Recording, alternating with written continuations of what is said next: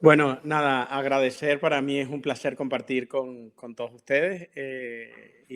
Bueno, la sesión de ayer también fue muy interesante y yo he hecho una presentación un poco para no solapar parte de la información de Dani, el doctor Natera, sobre algunos aspectos que yo creo que son un poco vividos más por la familia, ¿no? Entonces, lo que generalmente pasa al comienzo de esta enfermedad, o que vivimos nosotros, que nos cuentan los padres, que al final son los que se saben la historia mejor que nosotros de sus niños, es que o le han dicho que el niño es hipotónico, o le han dicho que el niño tiene debilidad, o a veces no le han dicho nada de esto, pero ellos ven que el niño no es capaz de moverse igual, no es capaz de levantarse del suelo igual, no es capaz de subir escaleras igual, se cae frecuentemente, o ven que le cuesta adquirir las posturas normales, como es el control cefálico, como es el mantenerse sentado, tienen dificultad para desplazarse, a veces el gateo cuesta mucho por el control de la musculatura cervical o del cuello.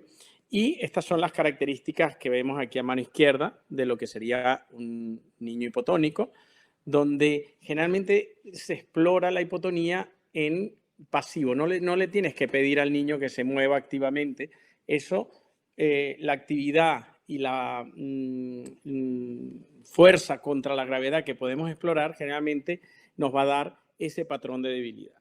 Y más o menos estos son las características que van a presentar los pacientes con enfermedades neuromusculares. Pero cuando entramos en ese mundo, generalmente entramos en un mundo del retraso del desarrollo motor, pero creemos que hay una inmadurez, pero cuando llegan a la consulta y nosotros les decimos que probablemente hay un problema muscular, que probablemente hay una distrofia muscular, es una palabra que a nadie le gusta, distrofia es una palabra que claramente pues te da una connotación de que se está dañando, se está destruyendo un tejido.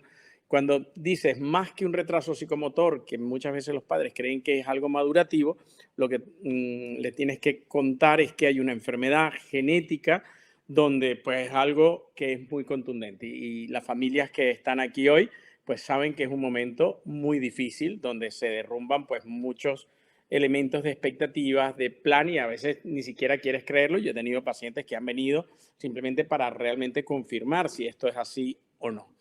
Luego empieza un proceso de reconstrucción, y esa reconstrucción pues hay que empezar a replantear el camino y poner pues muchas de las cosas que teníamos en una línea A, en un plan B, y empezar poco a poco con la colaboración pues de la familia, del apoyo. Y hablando del colágeno 6, pues el colágeno 6 no es más que esa especie de proteína que ayuda a mantener en contacto las fibras musculares. Y al final, pues hoy estamos haciendo una especie de red de colágeno 6 para tratar de unir un poco y alinear todos los esfuerzos para entender mejor la enfermedad, para poder dar más base al desarrollo científico, y lo que queremos todos es que podamos encontrar pues herramientas que nos permitan encontrar una cura.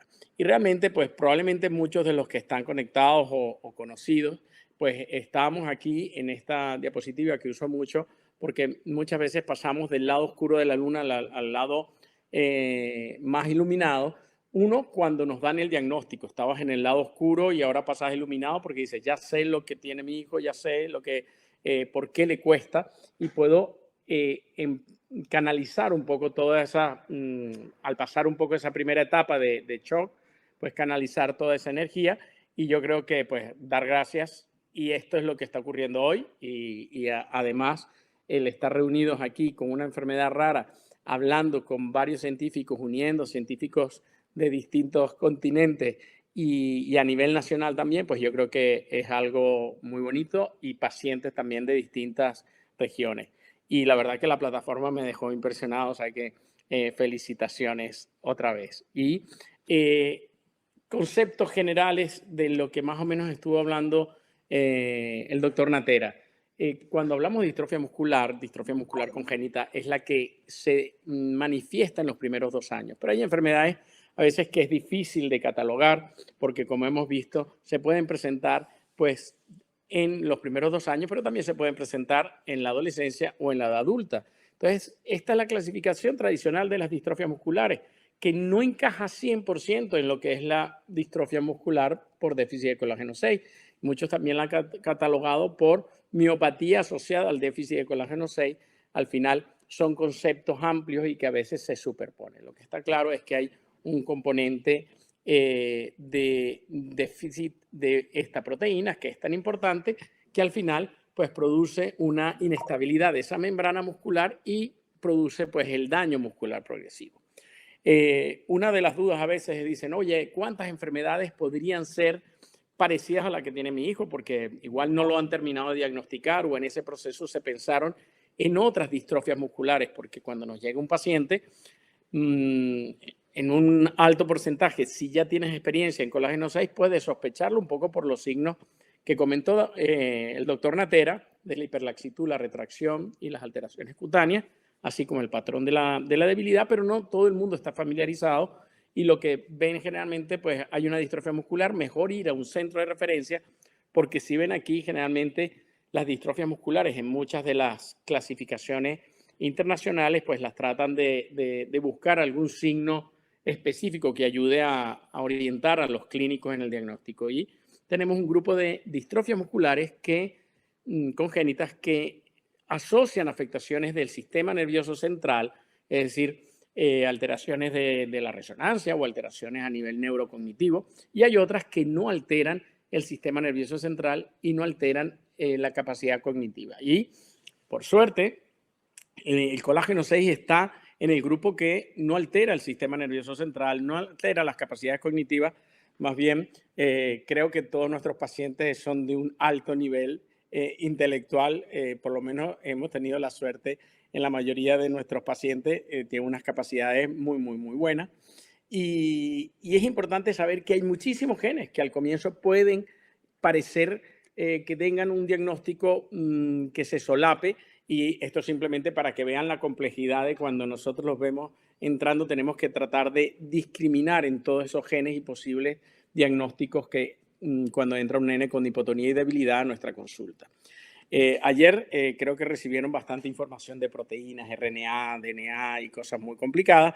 Esta es una lámina simplemente para decirles que está la membrana de la fibra muscular y el colágeno 6, que se lo repitieron muchas veces ayer, está en la parte externa, no está dentro de la fibra.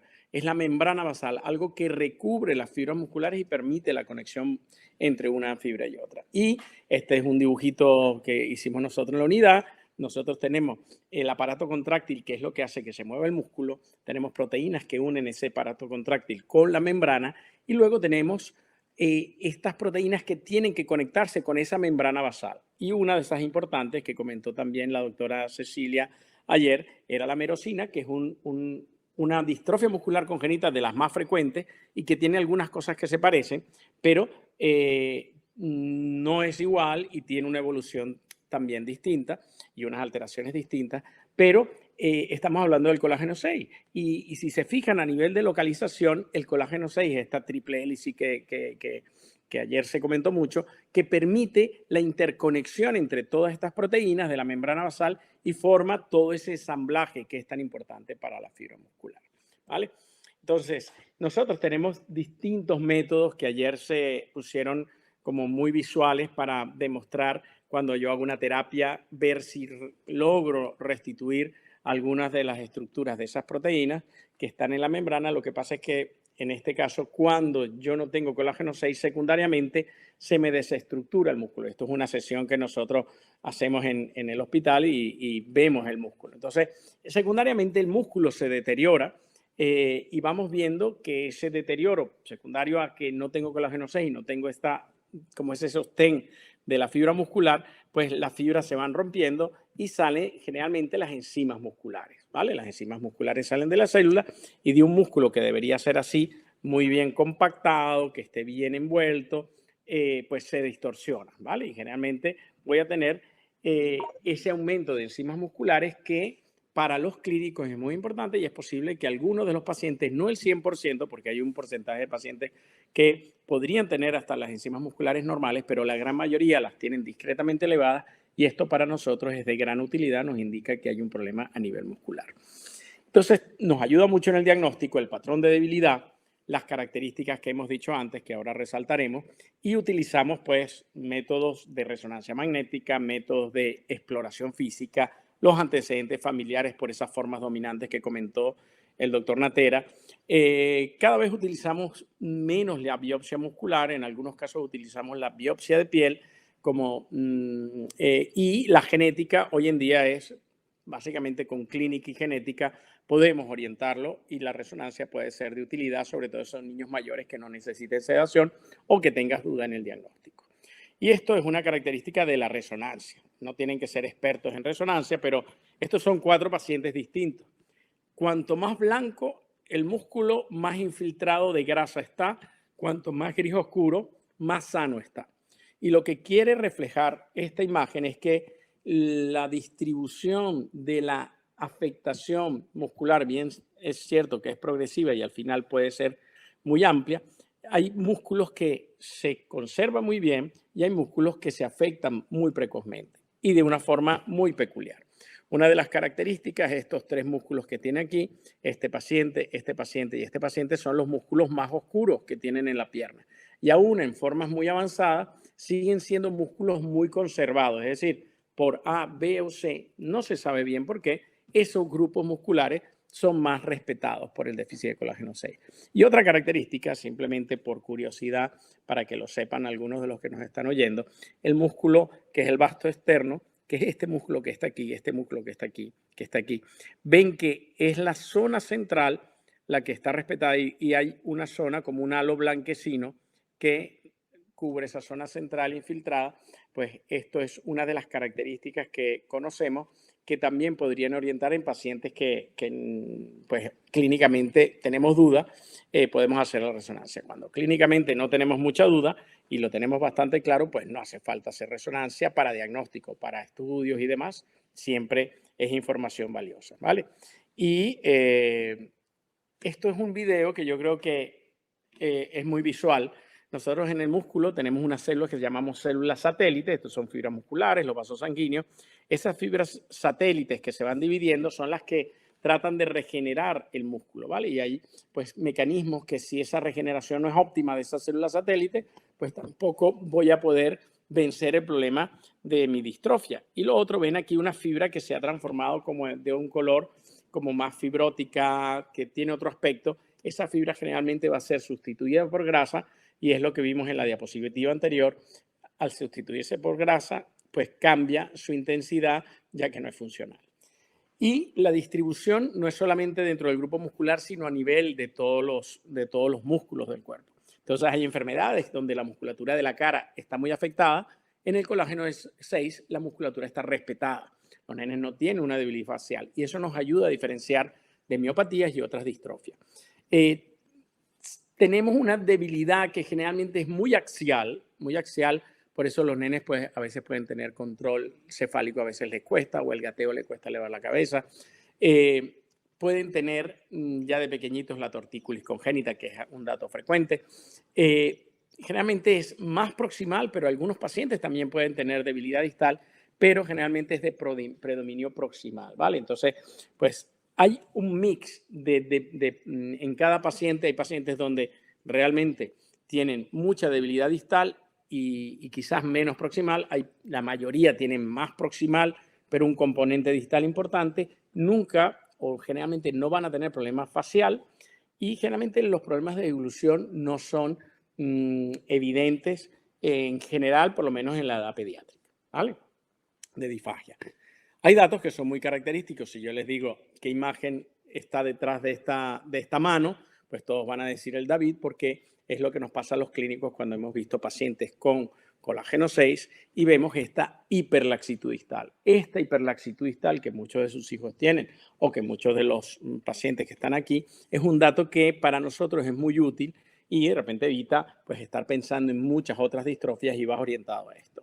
Por otra parte, las retracciones articulares y la hiperkeratosis folicular, pues terminan ayudando a orientar el diagnóstico, pero también las retracciones, sobre todo, son muy limitantes a nivel funcional cuando ocurren a nivel de rodilla, en flexo de rodilla o en flexo de cadera o en aquiles tan marcados que pues el paciente no puede apoyar. Lo ideal es tratar de mantener los aquiles a 90 y es interesante porque esta enfermedad combina una hiperlaxitud por una parte y una retracción en algún grupo muscular por otra. Y esto es importante, algunos de los signos, que este es el signo del rezo, donde hay una retracción de los flexores de los dedos que condicionan pues estas alteraciones esqueléticas como escoliosis también, o que pueden tener tortícolis por esta tendencia a las retracciones. Las enfermedades no evolucionan de forma lineal. Ojalá fuese tan sencillo como decir, oye, usted a los 9 años le pasa esto, a los 11 esto, a los 12. No, y cada paciente es distinto y a pesar del gran esfuerzo que se ha hecho para la categorización, la estratificación y el estudio que hicimos con el equipo de Karsten Bonnemann con más de 100 pacientes, sabemos que hay pacientes que se salen de ese grupo y van a tener una evolución distinta. Pero ayuda, como decía el doctor Natera, para planificar mejor pues los futuros ensayos que vienen. Entonces, sí vamos a tener fases donde notamos progresión, después vamos a ver fases donde hay bastante estabilidad y luego también podemos tener otra vez fases donde hay otras caídas, donde generalmente pues las retracciones son un punto importante.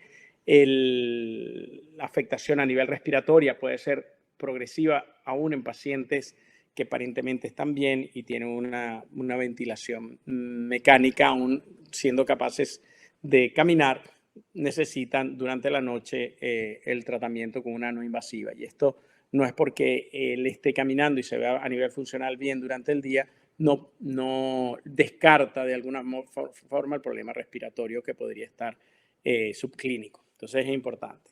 A nivel de la atención del paciente con colágeno 6 es la atención del paciente neuromuscular, conociendo las características, las peculiaridades de estos pacientes, sobre todo la debilidad a nivel de la musculatura del diafragma, que condiciona que de forma más precoz a otras miopatías o distrofias pueda desarrollar hipoventilación nocturna. El desarrollo de retracciones pues tiene que estar más encima de todo el apoyo de rehabilitación, fisioterapia y ortesis, y el apoyo a nivel de lo que sería la escoliosis dependiendo ya de cada paciente.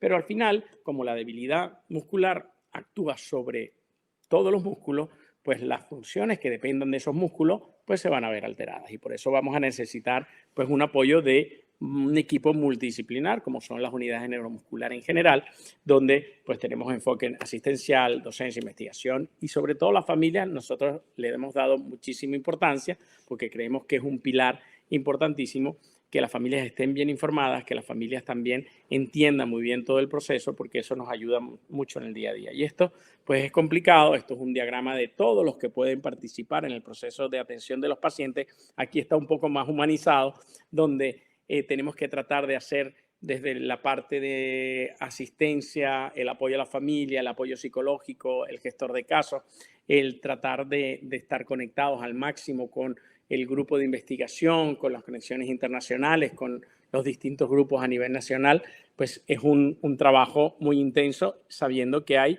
pues más de 800 enfermedades neuromusculares y que en la unidad pues llevamos aproximadamente unos 900 pacientes. Entonces siempre es difícil encontrar el tiempo, pero por suerte tenemos un equipo multidisciplinar donde tenemos rehabilitación, neumo, cardio, el equipo de digestivos, el equipo de traumatología, en algunos casos necesitamos el equipo de crónicos, el apoyo psicológico y trabajo social y gestor de casos que nos ayudan mucho. Entonces, es un equipo de muchísimas personas.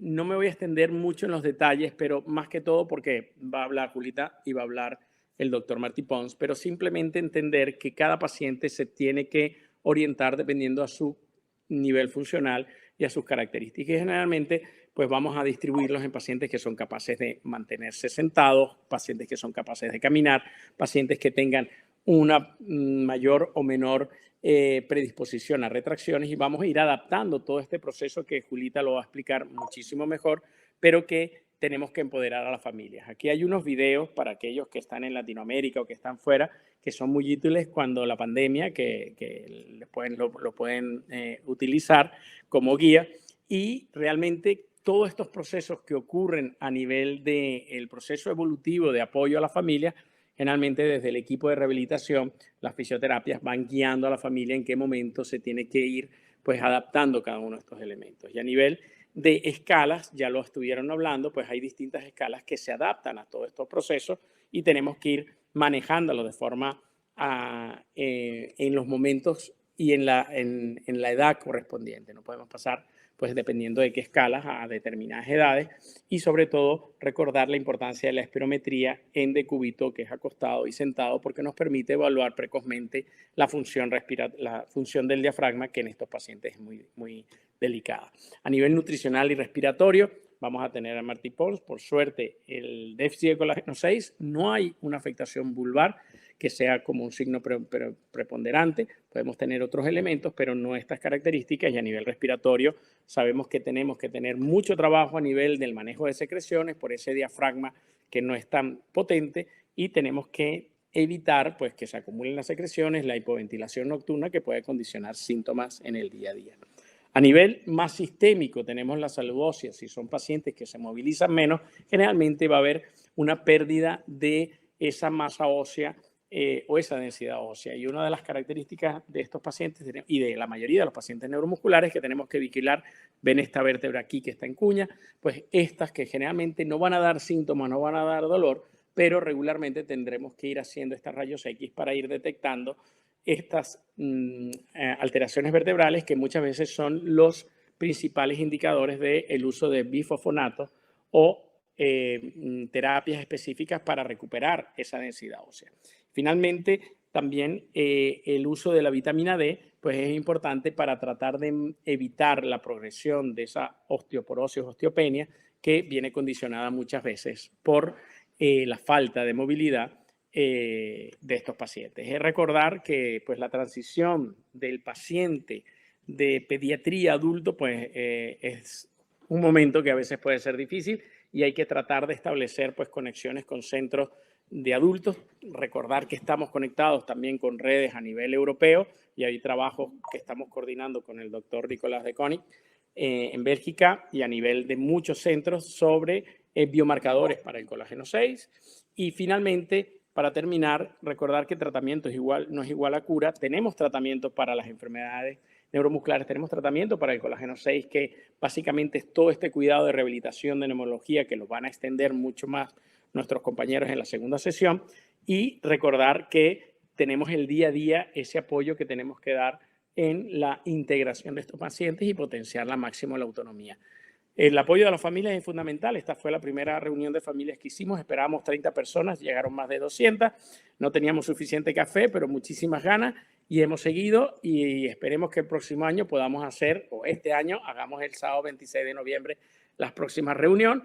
Y finalmente, pues agradecer a todo el equipo de la unidad, el equipo de tratamiento integral, el equipo de investigación, del ensayo clínico, que esperemos que lleguen pronto para poder utilizar toda esta maquinaria que ya venimos trabajando con más de 15 ensayos actualmente internacionales que trabajamos en la unidad. O sea que muchísimas gracias por la atención y quedo a la espera de las preguntas.